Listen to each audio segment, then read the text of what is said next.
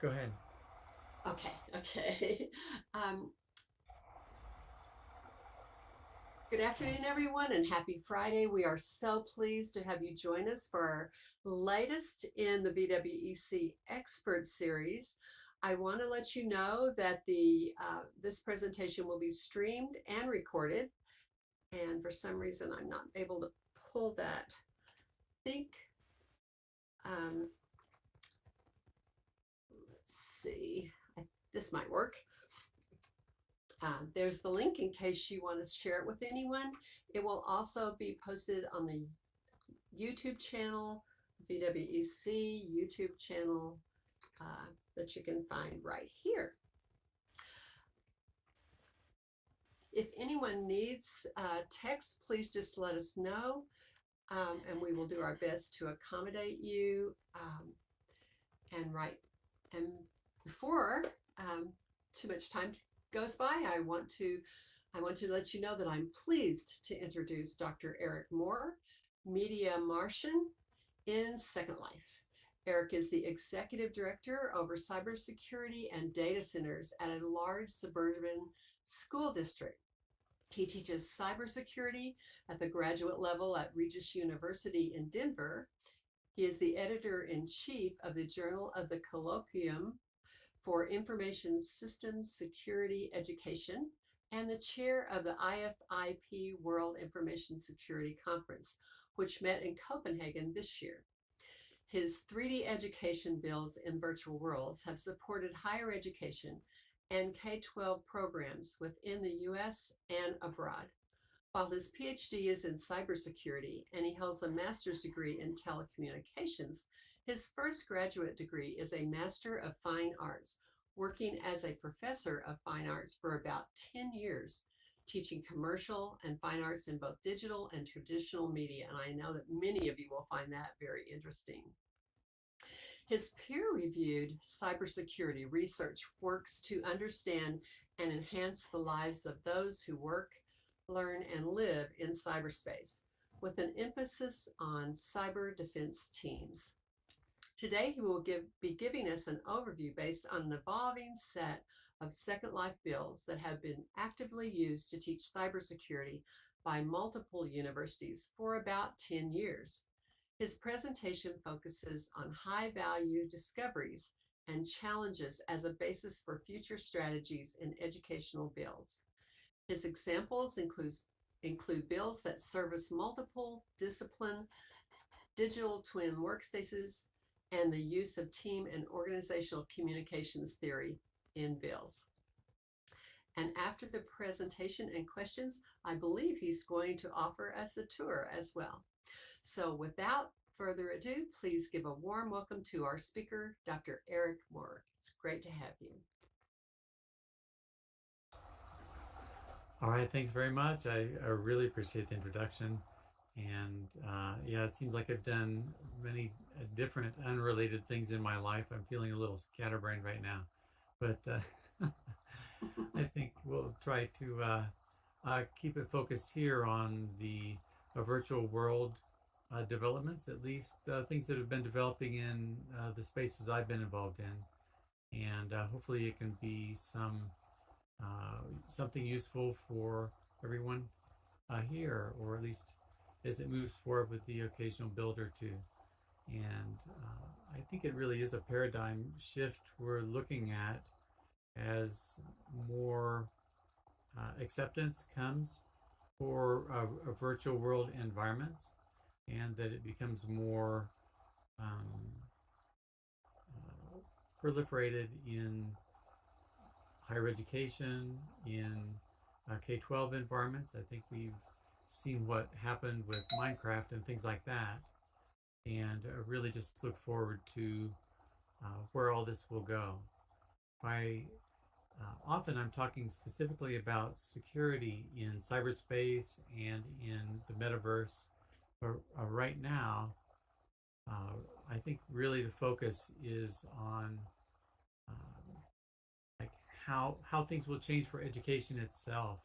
And this is a real bridge of creativity, I think, that I'm seeing happen with lots of different communities. That cyberspace, cybersecurity, and the potential for immersive and highly engaging environments is leading back not just to transformations in education in the metaverse, but it's leading to new paradigms of thinking for education as a whole, for how we should be educating people, whether it's in the metaverse or not.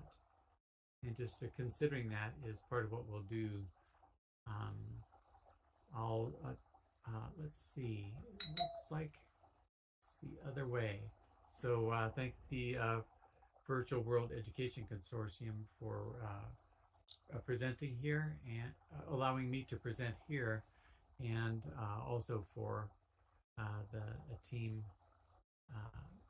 for helping me to get all this set up. So thanks. Let's see, I want to make sure I'm heading in the right direction here. And my slides they may not be in the same sequence. So we'll just go through. I'm so sorry. It was all set, everybody. Yeah, we ran through it before and it was looking good. But here we go. I think it's just the first slide may have been off a little bit. We'll see how it goes.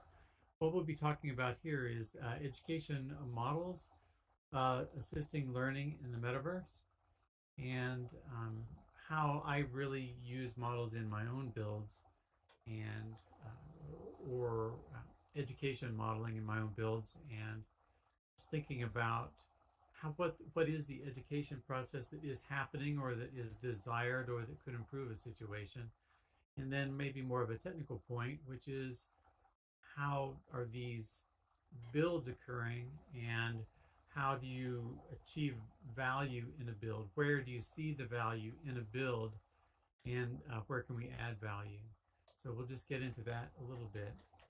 First of all, for learning models, I think as I understand it, there's some debate about the transactional distance theories, Michael Moore, in terms of how he validates that work and some of the things that have built onto it. Really, in my own impression, I get a lot of value out of what he does as I think about what's happening in the metaverse. And this would be a theory that is, what is the transactional distance between two people in any process, but particularly in education communications? And that would include things like, what is the frame of reference? What is the actual ability to hear as sound fades off as you walk away from a person, and what's the value of that in different kinds of builds? Sometimes it's important to have that space where you walk away and you can just overhear, and you'll know if you need to engage, but you're not hearing the full volume of the voice. So I think those things are really big to understand in terms of space and context. It's one reason this classroom is in a virtual world in addition to the education build being in the world, because it allows for the transfer of context to a classroom where the education challenge, the education goals and context and assumptions are moved into the virtual world space before the build begins, so that when the students walk out the door, they're already immersed in the environment, and they can proceed fluidly to those challenges. So in many cases, I've been putting classrooms in the virtual worlds next to the builds where they will be occurring. The next one is natural science laboratory caveats. A really important thing for me to think about and reflect on as I do builds is what I'm doing as I create a virtual build something that's really happening as an education component in the world, or is it not really possible in the world, in the virtual world? And I think that's a clear distinction. For instance, if I'm dissecting a frog in a virtual world, the important thing to remember is I'm not dissecting a frog. What I'm doing is I'm offering a frog guide to students trying to learn about the parts of a frog in a formalistic way, in a dictionary kind of way perhaps, but I'm not giving them the exploration of looking at a scientific thing a thing in the natural world using the scientific method. That's not happening. Now it may become a behavioral habit, but they're not saying, well, my frog has cancer here. My frog has a different thing going on with it. Something is happening here. And in a way, the simulation can try to accommodate some of those things, but it doesn't validate the natural world in a conformational way if I'm just doing it in a virtual world. So I want to make sure that experimental physics, even at very young ages, and exploratory physics in the natural world, exploratory science in general, needs to happen in the physical world, and to realize what we're doing and what the boundaries of what we can't do are. So I have a list of things there, and this may be a thing of questions to ask you all. What is does the Ouija board work in a virtual world as well as it does in the real world? Huh? What do you think?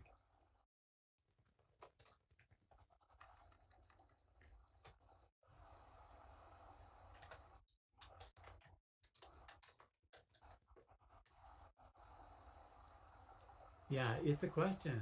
Scrabble works. That's a great example. Thanks, Shiloh.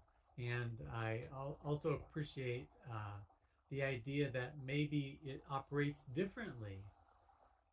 Sharkan, I think your point is right, and I think it's not all Boolean.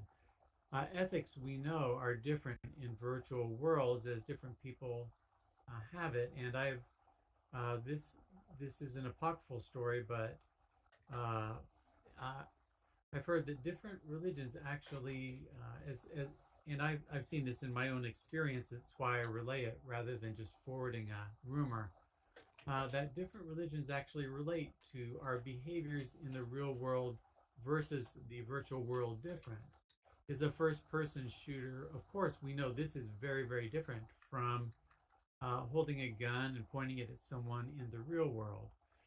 But other types of ethical dilemmas for what might happen in a virtual world are very different, likely because the outcomes are different.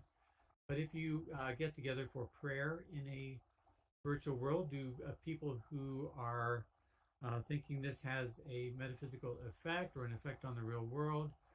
What about a Russian icon or a Greek Orthodox icon in a virtual world? Does it have the same meaning? One thing I feel strongly about is the placebo effect. Yeah. So I think that's a powerful thing that does happen in a virtual world. If you have something positive in a virtual world, do you have an endorphin rush? I think that's right. So I see, Zer, you're talking about the M dash.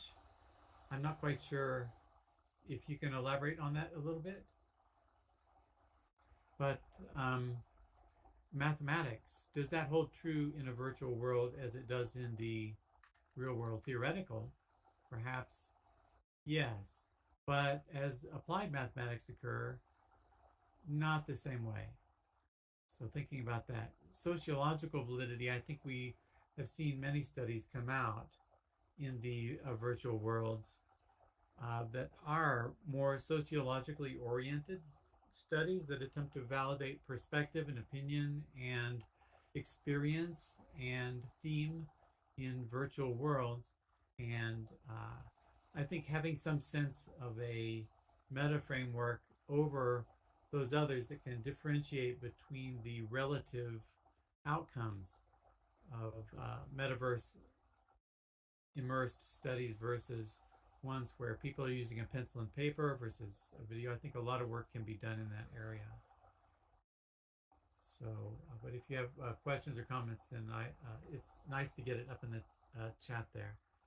And first of all, I want to apologize that my time before this presentation that I had to do this work was really crammed up, and I wasn't able to get the text-based version running simultaneously as I had hoped to.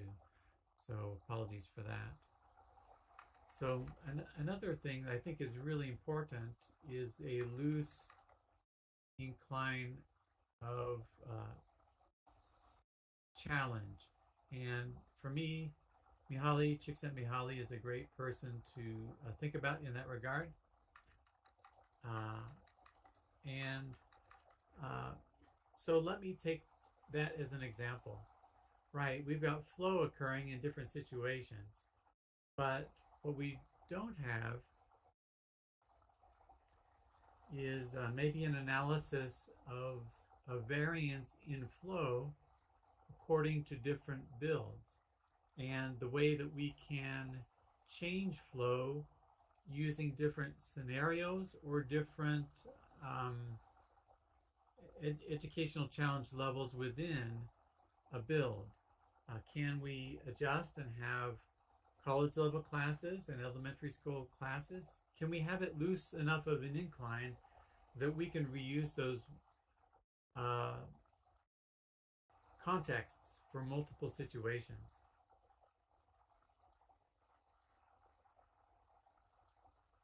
And so as I look with the pencil and paper, the laptop and the computer that Shiloh is presenting, I really think those are really important comparators. So thanks for including that.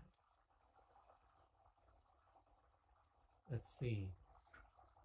Yeah, if other questions come up and are related to the earlier work, we can look back at it. But I'll keep going here. Unless there are questions or if a discussion starts, that's fine too. The next thing is critical consciousness. And I've just been reading the works of Paulo Freire from Brazil. I don't know if you have read that work. Very powerful story about how the people who were traditionally oppressed in the plantations of Brazil during the colonial period, and how it's a big effort to try to get that going. And I think it's as an education process that involves teaching people to read at the same time you're teaching them enough critical thinking to want to read and to want to become citizens. I think that's a really big challenge. And so I'm going to say something a little, maybe this is a little off the wall. As I was reading Freire, I felt like, yeah, Paulo Freire. Yeah, it's there in the slides. Yeah, that's it. As I see his work, he's looking to bridge different worlds. And I think there's some big lessons for cyberspace to come out of this thinking, that we're really trying to reach across frameworks and just whole ways of thinking as we're pulling people into this context and reaching across. And while it is often a simulation that is familiar, that being able to help people into this context in the kind of way that Freire was doing is really valuable. And in the same way that I pulled the classroom in, if you look in the picture behind the text here, you'll notice that there is the school, the classroom is right in there in this context. So just look behind the text and you'll see that behind is the little city. It's a little Tokyo where the class is going to go, and they're going to get instructions, street directions that they're going to have to use to find prizes in this area. They'll go see if they can find a prize, but they have to follow the street directions very precisely and understand the language in a foreign language. In this case, in Little Tokyo, it's Japanese. Another concept I think that's significant for me that I've picked up from various groups I've worked with is the challenge-based, real-world, empowering learning. And that is that this context of learning street directions is, I try to model it as closely as I can to the actual challenge students would face, while minimizing noise in that challenge that would happen in any individual situation, and that it becomes empowering that the students in the classroom here in the virtual world realize this helps them in the real world, and that as they receive this experience, they're looking forward to using it, that there's really a direct sense of value in the moment. So that's at least part of how I see the challenge. The open-ended exploration too, while I say fun there, it's actually in multiple ways that add value. One important thing is that I get feedback on a lot of these builds from students and make modifications accordingly as they see artifacts of simulation instead of that they respond to as if it's an intentional simulation of the real world. So watching out for that variance is a significant thing. The next one is that I have published a book on philosophy called The Visual Philosophy Language that talks about a lot of factors that drive me in education. And while this presentation is not about that, I want you to know that it's out there. So just something to be aware of that I use to apply education philosophy. I'm glad there are a lot of Freire fans here. I've just been recently introduced, so it's probably going to go to every presentation I have for a little while. Okay. Great. The next one to get into, and now that we've kind of covered the education theory that I use to guide some of my work, is build strategies. If you notice the picture here, in the upper left, this is little Tokyo down below, but in the upper left, there's offices. If you look below that on the building, you'll see this is the American Embassy. And so there is a foreign bureau, which in this case is the American Embassy, that is housed in the middle of Little Tokyo. And this was a happenstance event that occurred during the pandemic. My wife teaches Japanese at university, and we did this. I had the build for a long time of a city. It's called the glass cage scenario. We'll get into it in a little bit. But the idea was that in this opportune moment, I had a city that was supposed to be a foreign city that came up. And she wasn't able to travel in downtown Denver with her students like she usually does to give them street directions around Little Tokyo and Denver.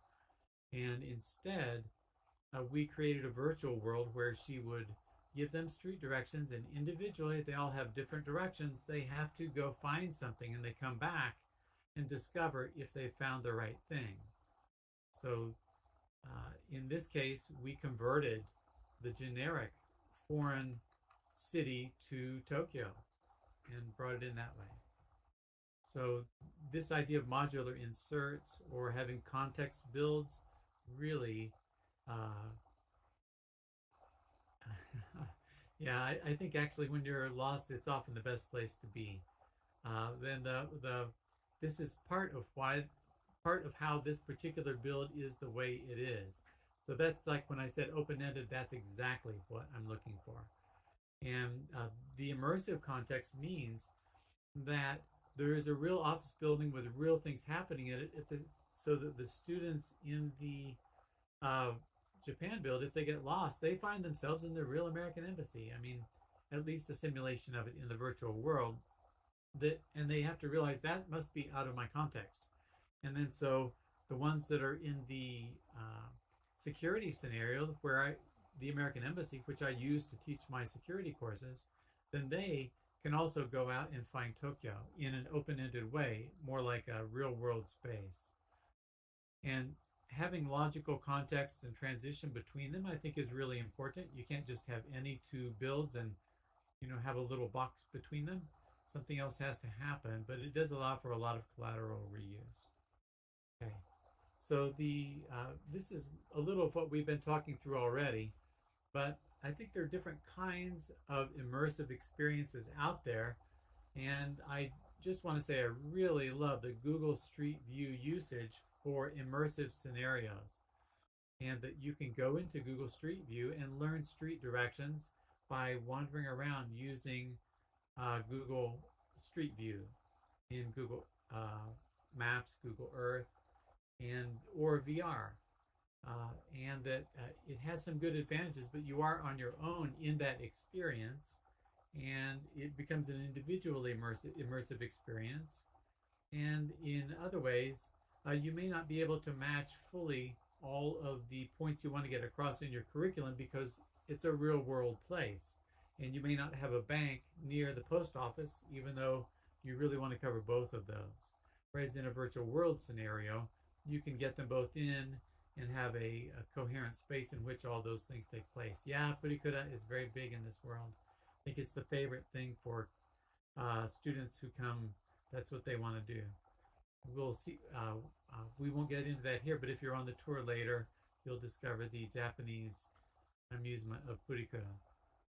So, but what the metaverse can give you is a real group experience, which is very likely in a scenario with a bunch of students going to Japan, where they're working through together, they're talking with each other. If they get lost, they can't talk to each other. That's actually a really important and good simulation of the situation. How do you find your way back to the group? In an interactive environment where things really happen in the world. And so games like Go and Shogi, real karaoke booths where you can go out to YouTube's, pull it in and sing along with, and make it happen that way. You can, some of the prizes that students get to discover if their directions are correct are Japanese foods, so that they would find those and bring them back to the teacher, and they may have found steaming corn, but they may also, that it may have been a sweet potato, that may have been something else they should have been bringing back. Although both those foods, of course, were originally imported during the Columbian exchange from the Americas.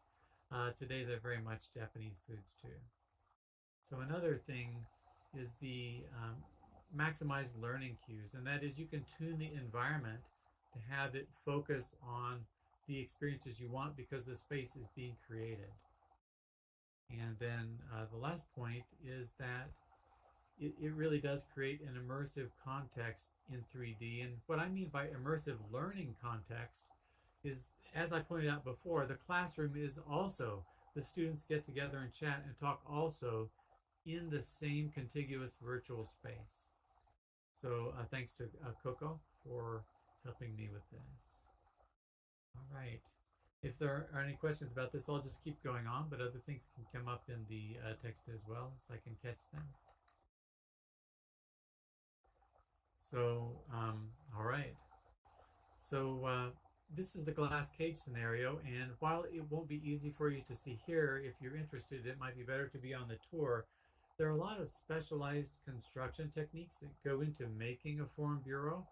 You have to think about things like, how do I electromagnetically shield my communications and my even discussions from outside?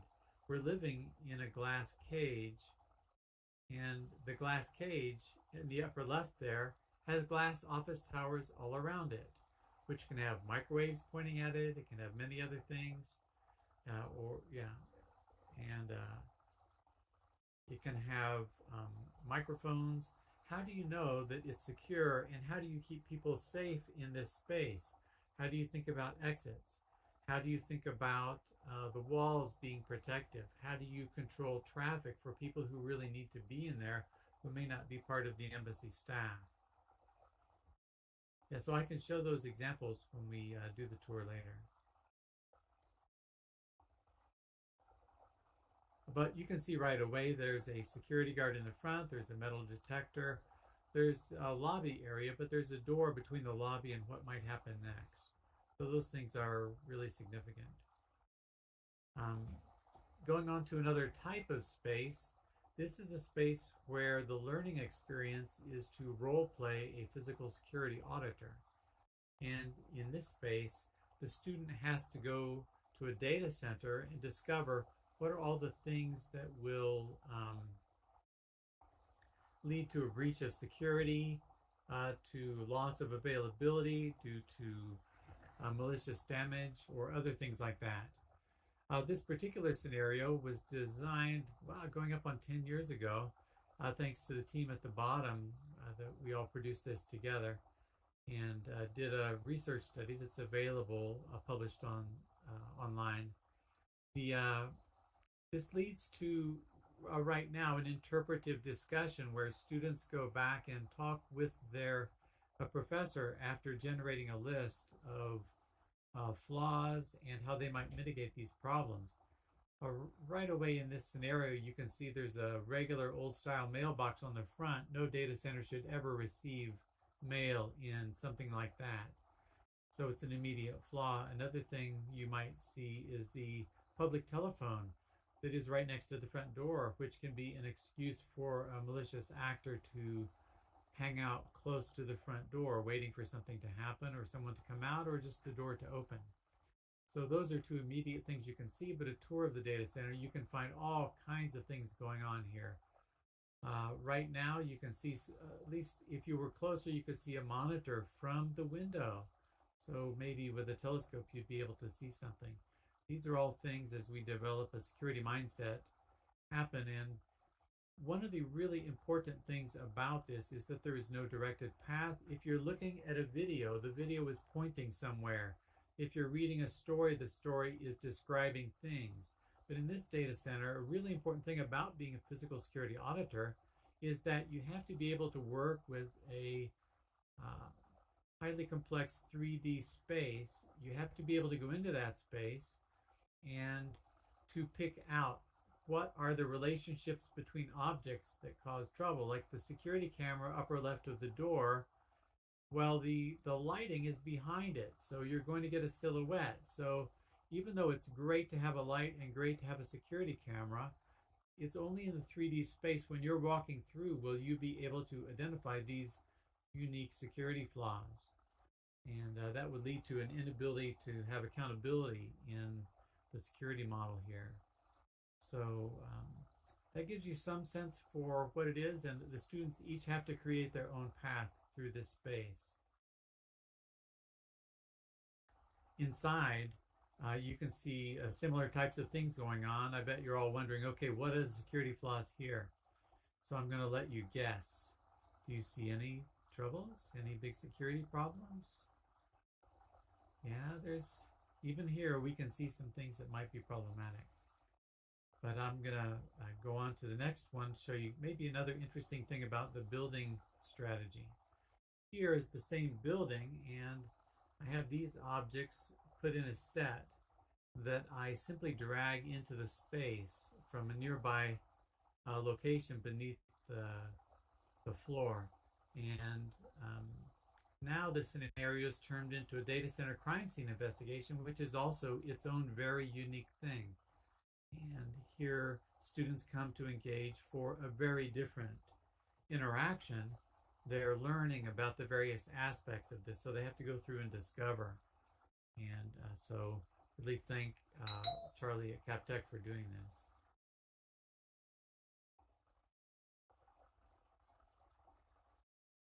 So that gives us some things, and I didn't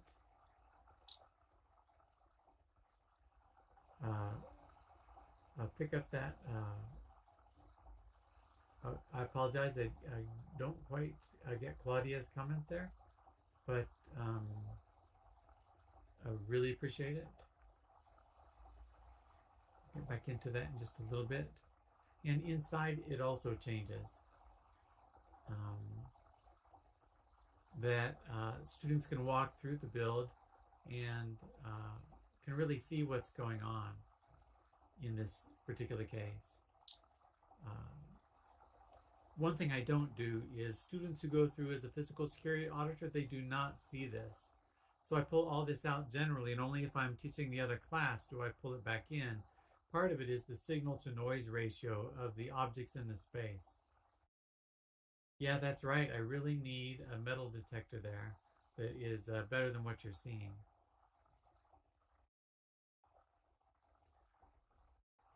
So thanks for that, Shiloh. Uh, Here is a very different kind of scenario, and there, or a kind of build, and there are two different kinds of things we use for teaching here. One is where students see what you're actually seeing. I talked before about transactional distance. In my own practice, I've extended this theory to include active types of transactions. If you look here, the transactional distance between the yellow line and the individual who's on a video conference is long. That's an interrupt transaction. The blue arrows between the small cluster of people is a collaborative interaction. They're talking to each other. Whereas the green lines are a supportive context transaction. And these each have different kinds of distances for any single individual or for any single object in the space. And understanding that can actually help you design data centers. And I've actually designed some security operations centers using this theory in the real world, where there are real SOCs that security professionals go in and operate. And it also allows me to offer security operations centers and do a comparison to see what is the value of having a SOC in the virtual world. Could you save the millions of dollars to build the real one? Could you apply that one instead in a virtual space? And indeed, there are lots of advantages to a transactional security operations center in a virtual space, because then you can have people distributed across the globe who come into the space and interact that you wouldn't be able to get before, like in natural disasters and things like that. The other thing is this is used for students to do dry runs through interactive response, and the screens that you see there are actually able to connect to virtual machines on hardware servers that are making their own networks, so that students come in and they can have both a real security operations center experience as simulated, and also the real computer situations they would be finding as virtualized, which are not just simulated but are real computers. Here's more of an example of that with another one. This is from a build I did from photos I took inside NORAD, and you can see how it looks. But a very different kind of situation from the last one, which is more of a common SOC. This one gives you a different environmental situation to work with. So there's the cyber physical exercise and situational awareness. All these types of things come into play that you may not be able to do if we were in a virtual video conference situation or a chat or just using common tools.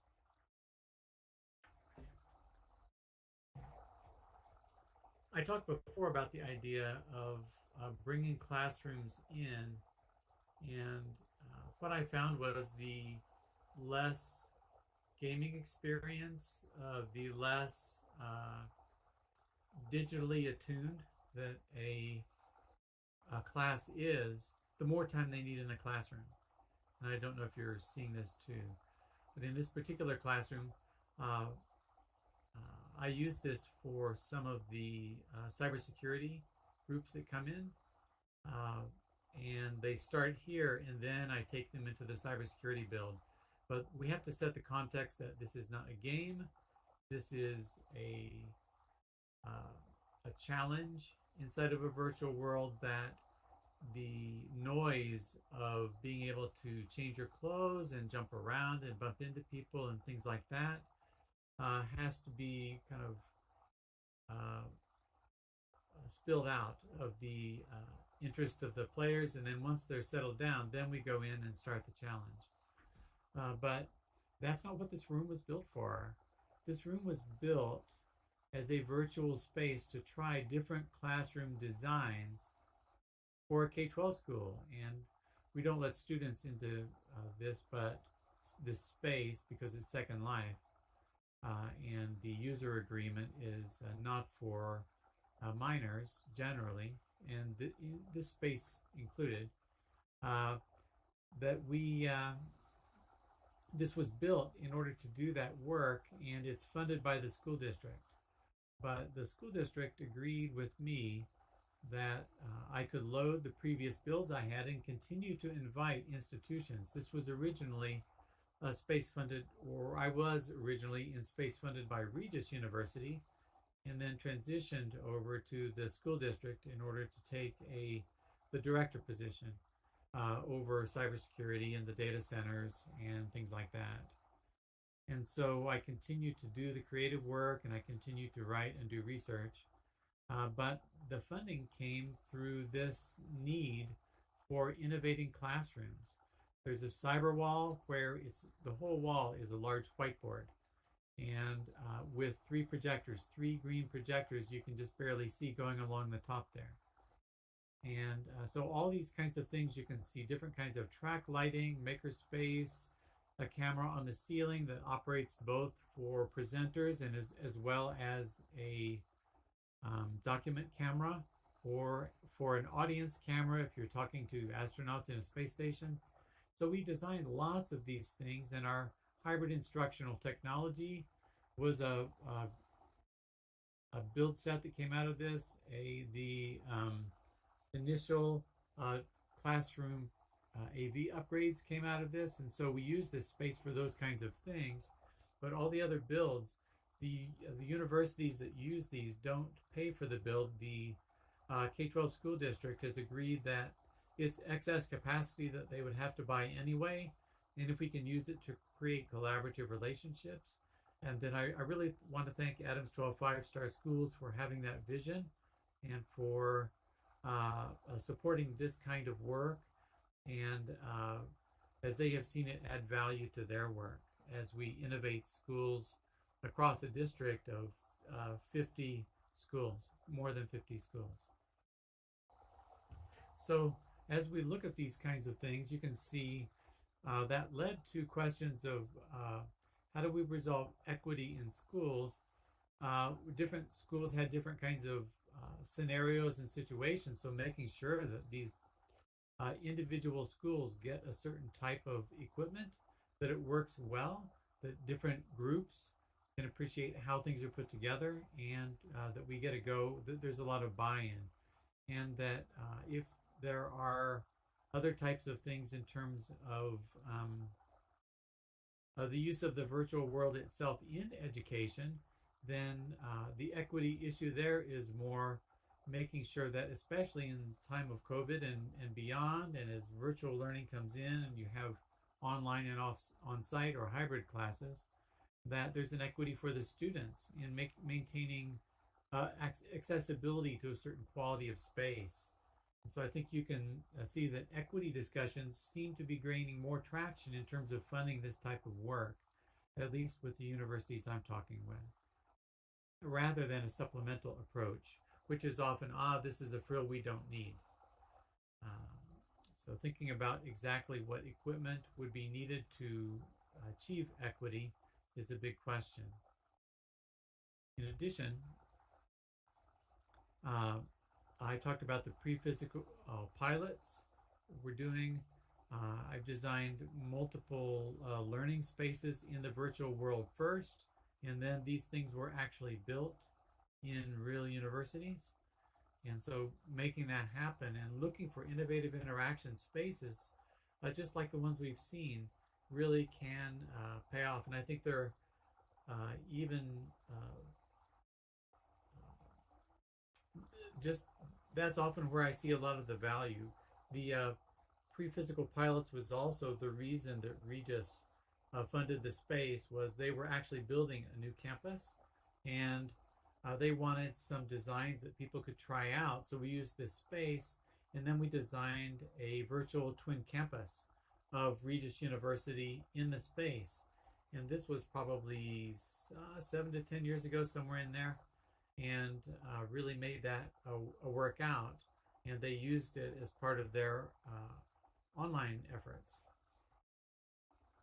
Okay, so I've talked about the interinstitutional development and collaboration already.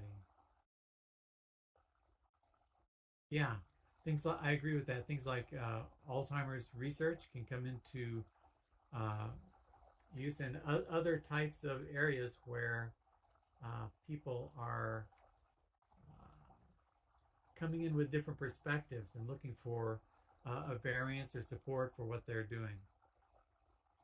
Okay. One other thing I'd like to talk about is the executive champion role. But let me take a minute and look at Shiloh's question. Do the teachers decide whether the students sit, or are students allowed to choose? And how is collaboration initiated in these build settings to learn this in science research? So when right in this classroom right here, this is uh, when we're designing a space, this is staff members who are coming in, and generally they look to take a seat right away, and there are no assigned seats.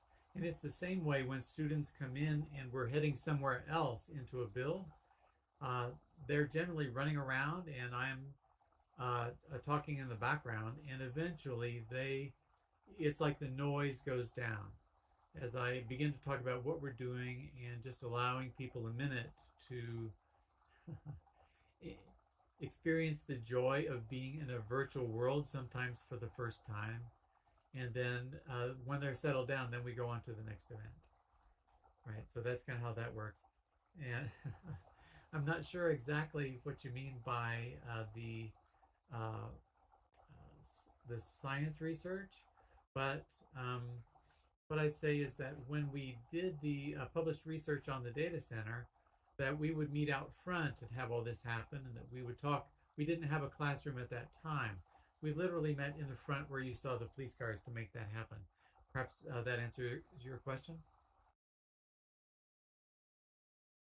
Okay. I can continue to answer it, but I'll just go to the next slide. Okay, thanks. The next one is question and discussions, and I'd really just like to open up the floor. There's the investment in the metaverse, in education and training, and I hope some of the things I've proposed can facilitate projects that I hope this new investment will have in education. And it looks like we are on the doorstep of a new era in using these virtual spaces, virtual world spaces, metaverse VR spaces, AR spaces, to really get out formative and developmental experiences. It's not all formally education or training. Sometimes it's mindset tuning or support. And I think there are also both not only a lot of cultural contexts that we can set inside the virtual world, and also lots of cultures that will have to change as they come to the world. I've experienced a lot of that in these labs that I've shown you. That also there's the digital cultural context that I think is really important for making it happen here in this space. And that's getting back to Paulo Freire, which is can we provide those basic digital context? It's like one of the first questions I ask students who come to the world in a group is, have you all played computer games before or been in a virtual space like this? And so there's some preliminary discussions that are not just about the housekeeping of use the arrow keys and things like that, but it's also about the context of what we're doing in the space, so that they have a little more sense of critical thinking about where they are and what they're doing. I think that's really significant. Thanks, Ellie, for your comment. Yeah, I think it is significantly important. So that gets the main point across, and you can also see there, all those of you who've been to Tokyo in Shibuya, that's Hachiko right there, a very famous little statue of a dog. And yeah, hopefully that will give you a sense for that the students really do get a feeling of being in Tokyo. And also there's this sense of Uh, okay, so it's like this. I went to the Egyptian pyramids when I was young, and perhaps this was a foolish thought, but the first thing I thought of when I saw the pyramids was, wow, it's just like the postcard, right? How many of you have ever had that sensation? I don't know.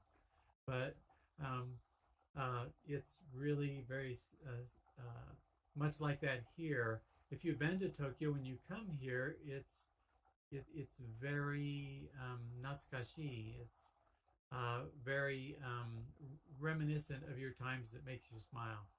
And then the same thing happens the other way around. They say, wow, it's just like little Tokyo, right? And then while the streets aren't all in the same place, a lot of the familiar landmarks work, and it really holds for students. And I think there is a kind of quasi-simulated space like this that is amplified for education, that really lends value to this kind of work. The cybersecurity students feel the same way. And I used to do the tours of data centers before. Um, really, this harkens back. This was before 9/11, but the security standards on data centers went way, way up. And it was just inappropriate after that to have somebody go through showing a whole bunch of students, well, the security is actually not doing so good here and over there. I mean, before 9/11, they were happy to have me because they take notes. But after 9/11, they were not able to do that because it just opened an exposure of cybersecurity.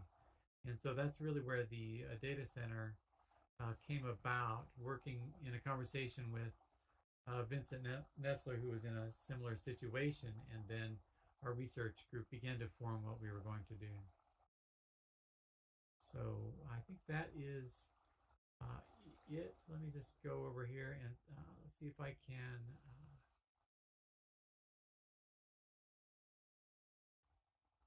Right there. That is, I guess we had a one slide in double. That's what it was.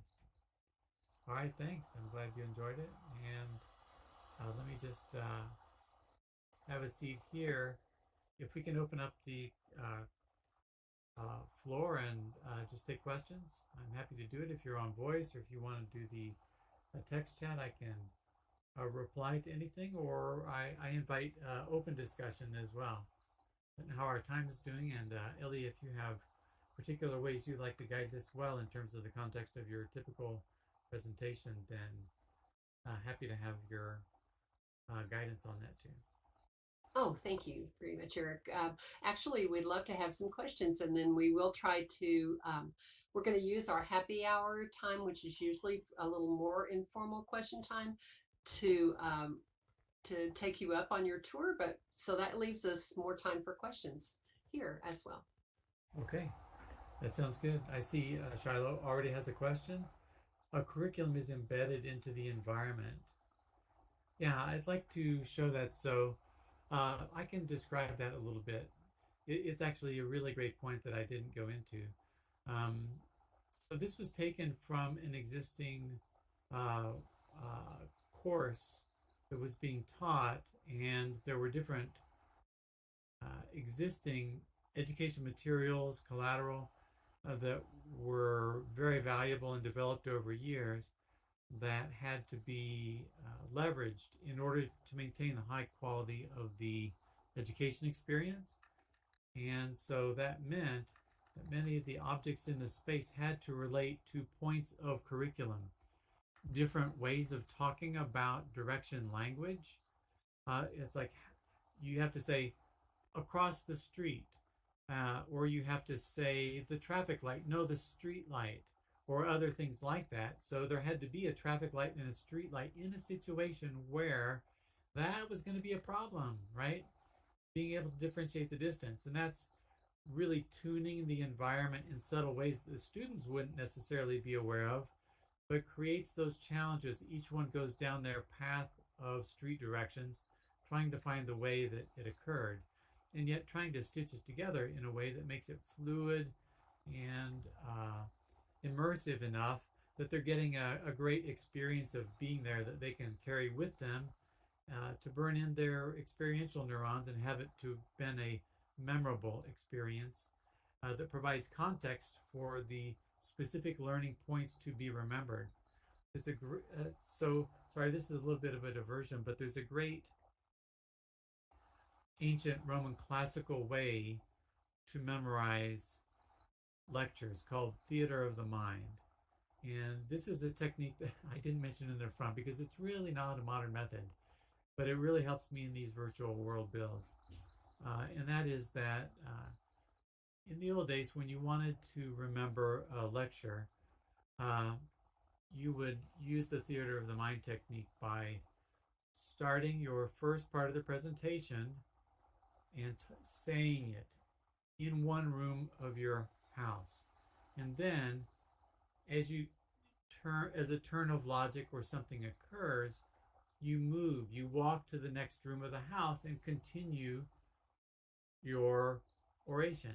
And then something else happens and you have another part and you move to the next. And every time you practice your speech, you keep moving. And you go to the same places each time, so that if you get out of kilter, then you are going to that next point in your mind. You're remembering it because you were experiencing it, and it pulls it back up. And so hopefully some of this experience for the students is also using that type of technique. Yeah, if you need to go, I really appreciate you all being here. Those who can stick around, if you have questions and would like to go for a tour, then that's a possibility. But yeah, bringing ancient philosophy into virtual worlds always makes me smile. So.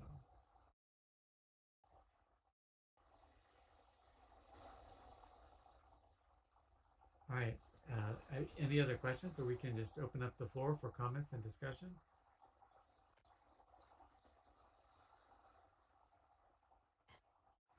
Okay. Thank you.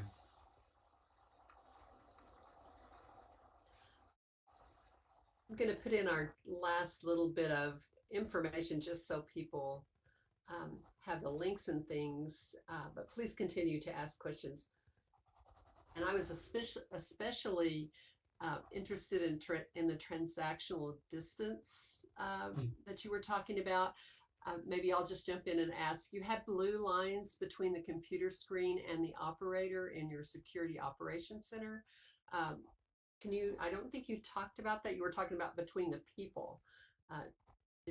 What were you trying to say with those blue lines as well? Yeah, I think that's a great point. There's a lot of theory coming out about how, as we're interacting with active systems, that they're not exactly inert, are they? That there's interaction going on.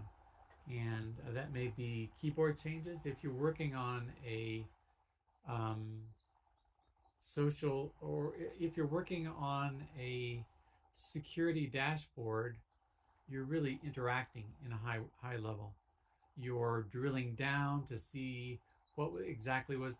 You get an alert exactly what that was the hacker doing. They pivoted over here. Let's go see those systems. And you're really having a conversation with a very large database through graphic designed conversation. And I think that acknowledging that, I think, is important, that there is a transaction taking place, that we may not think of that as a conscious agent on the other side, but definitely it's an active agent. And not only that, but there's a chance, and actually there's a fairly common event throughout most days, similar to this situation, where you all logged into a computer and you're dealing with an active agent right here that you can interact with, me. And the boundary that we see in CAPTCHA of whether I'm a human or not, or whether I'm able to prove I'm a computer or not, is a dissolving boundary in a lot of ways. So that's why for me, and I also want to apologize to Michael Moore that the things I showed today are not written down in his theories, and I'm not sure he would ascribe to them. Uh, but for me, it's just the natural extension of his work. This is not Michael Moore, the movie producer, but the educator, communications theorist, and the idea of the different types of transactional distance that the color can flip is really my way of thinking about this, and how it works in the virtual worlds and should be measured over time is more my idiosyncratic application of the theory. Okay. Yeah, I hope, Shiloh, that it is an innovation worth eventually doing a study on, so that I can find if there's anything meaningful in it to share.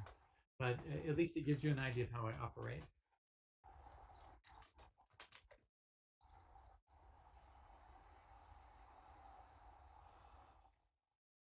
Thank, thank you so much, Eric. That was really great. I'm also interested in your comment about noise. Um, I'm going to adopt it. I hope you don't mind. It's probably pretty common, but I hadn't heard it in a while. With students changing clothes, bumping into each other. Do you have approaches that keep that down? Yeah, I appreciate you bringing up that point. In many groups I'm in, it may seem somewhat idiosyncratic to talk about signal and signal noise ratio. My technical background in my formative years was in telecommunications, and so signal noise is, if you think of like a telephone call, you have the voice and you have the static in the background, is an easy way to think of it. And thanks for being here, P. Um, so just as we look at different events or situations, it's a much larger paradigm than just the students settling down. It's also how I decide which objects to include in a space as I envision the student experience walking through it. It's also about as I tighten up curriculum to ensure that the focus of interest and attention is on one thing, and have to balance out the idea of signal noise in relationship to creating rich and memorable context. It's like, if we go back to the Japantown, if I have cybersecurity students that are in there, in a way, they have a more vivid experience if it's really little Tokyo out there. But they can, if the experience isn't set up right. Did you notice how they're on a very high floor and they have to take an elevator to get down and go out the front door, and the security? They show up inside that space, right? And the bulk of their experience is inside the Forum Bureau. And then it's only afterwards that they take the elevator down, look around, and go up to the roof to determine what the appropriate exits are, helicopter, basement parking, ground floor exits, things like that, shafts and stairwells, so that they can work out the scenarios they need to work out. But if I started them in a subway stop in the middle of Shibuya, well, that would be just high noise up front. And if you think about it, the scenario in the beginning for them, if they started out in Shibuya, would be high noise up front, and they wouldn't have signal recognition to overcome that noise. But if you start them inside the Foreign Bureau and they're already halfway through the assignment by the time they go outside, their signal strength is already tuned by filters inside their neurons so hard that when they go outside, they don't even bother looking around. They can go right to the task. They go, oh, what's the front of this building like? Who's across the street? Do they have traffic bollards up? They can protect them from getting out. So thanks for bringing up this point about signal noise ratio. I think it's a part of designing experiences that for me has worked out very effectively, as well as for designing electronic systems and things like that. So yeah, thanks. I don't know if Well, that thank you. helps where you were going. Very, very helpful for sure. Um, I wish the time wouldn't tick down so quickly. Why Oh don't yeah, we go ahead and keep asking questions as we take the tour? Would that be good? okay. That sounds good. So this is going to take a little bit of logistics too. If you all can, uh, so a bit of time is going to be taken by um, just getting everybody permission in, because this is a group secured space. So often when you have to join a group to get into a space, this is, all of you or many of you are probably familiar with that. So what I need you to do is send an IM directly to me, and then I'll go there to that space and add you in.